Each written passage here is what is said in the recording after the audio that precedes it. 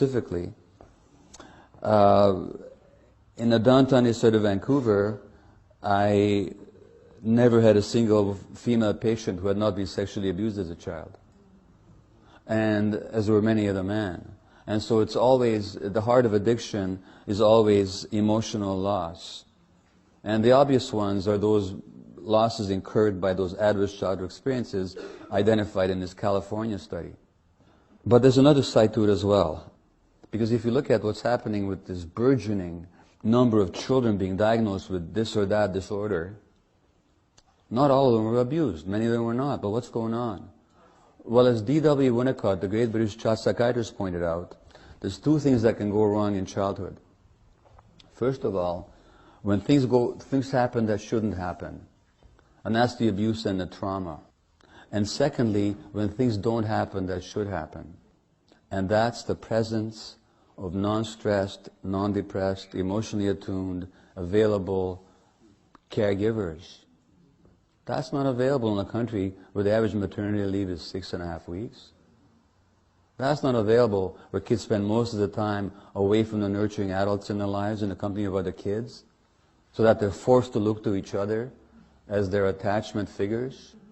The desperation of kids to always connect, the sense of disorientation they feel when they can't connect with their friends by some electronic means. It's not a technological problem, it's an attachment problem. Those kids have been disconnected from the adults in their lives because the adults are not there for them. They can't be, they're too stressed. And there was a study a few weeks ago that showed that stressed parents, not unloving parents, but stressed parents simply are not as attuned to the emotional cues of their kids as they'd like to be. And that's what the psychologist formerly at UCLA, Alan Shore, calls proximal separation. Proximal separation is when the parent is physically there, but emotionally unavailable because they're too stressed and too distracted. And that's what my children experienced when they were small, because I was a workaholic physician. And this society rewards workaholism. They tell you what a great guy you are.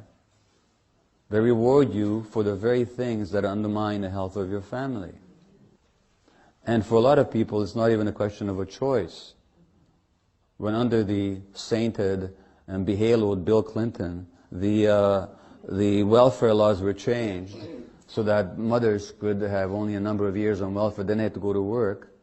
Now, where exactly does a single welfare mother go to work? Well, usually at a low-paying job far away from home where she has to commute for an hour or two. And all that time that she's working, and all that time that she's commuting, her child is in some daycare, inadequately staffed, with undertrained personnel. Well, who does that kid got to connect to then? The other kids. And our children become each other's connection foci. And that means that for the first time in history, you have large numbers of kids, immature creatures, getting their modeling in their cue giving and their sense of direction and sense of values and how to walk and how to talk from other immature creatures. Well, what do you expect in that culture but all kinds of dysfunction? And again, that's not an individual choice that parents have made. That's just another way in which this system has undermined the necessary conditions for child development. A study out of Notre Dame University last year showed that the healthiest environment actually for child rearing is the hunter-gatherer society, hunter-gatherer village. And why? Because in the hunter-gatherer village, three things happen to kids that don't happen in our culture anymore for many, many kids. Number one, the kid's always with the parent. Well, that's not possible in this country. You know, civilized countries actually have paternity leave. Never mind the 6-week maternity leave. When the Puritans arrived in North America, they were appalled at the parenting practices of the natives. Do you know why? Because the natives didn't beat their kids. And to the Christians, this meant sparing the rod, spoiling the child. So that's the first thing. The second thing is when kids cried, they were picked up. Imagine that, picking up a kid when he's crying. We're telling people at 5 months, when kids are 5 months, 6 months, don't pick them up. You want them to become independent. We're missing the point that the way to promote independence is to invite dependence. Because people become independent when they feel secure in the world. So you promote independence by inviting dependence. But so so these Aboriginal cultures, they picked up kids when they were crying, which meant that the kids' brains don't become overwhelmed by the stress hormones. When a child's brain becomes overwhelmed by stress hormones because he's not picked up, that has all kinds of impacts on the child's brain development, because the brain develops an interaction with the environment. So even if you don't abuse kids in this country, but if you just follow the parenting practices recommended by the so-called experts, you're going to screw up your kids tremendously. And the third quality of the hunter-gatherer society is that children were brought up in the context of nurturing adults, not just the parents, not just the father, not just the mother, but that clan, tribe, community, and neighborhood that I was talking about before. So any system that destroys those conditions, that stresses the parents. See, if we think it's genetic, we don't have to ask what happened to black people in this country, and what are the stresses on black males that trigger their prostate cancers.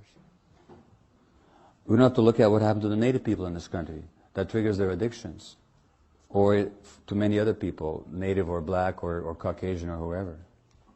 It's all in the genes is an explanation for the way things are that does not threaten the way things are. Why should someone feel unhappy or engage in antisocial behavior when that person is living in the freest and most prosperous nation on earth? It can't be the system. There must be a flaw in the wiring somewhere. And finally, let me just read you a quote from another chapter of my book on addiction. Detective Sergeant Paul Gillespie, head of Toronto's Sex Crimes Unit, rescued children from the purveyors of internet pornography.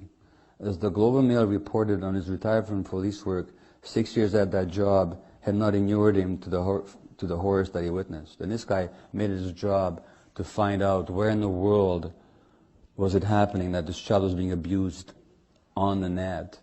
Then he retired, and a newspaper wrote, Paul Gillespie still can't get used to the sounds of crying and pain in the graphic videos of children being raped and molested that he has seen all too often on the web.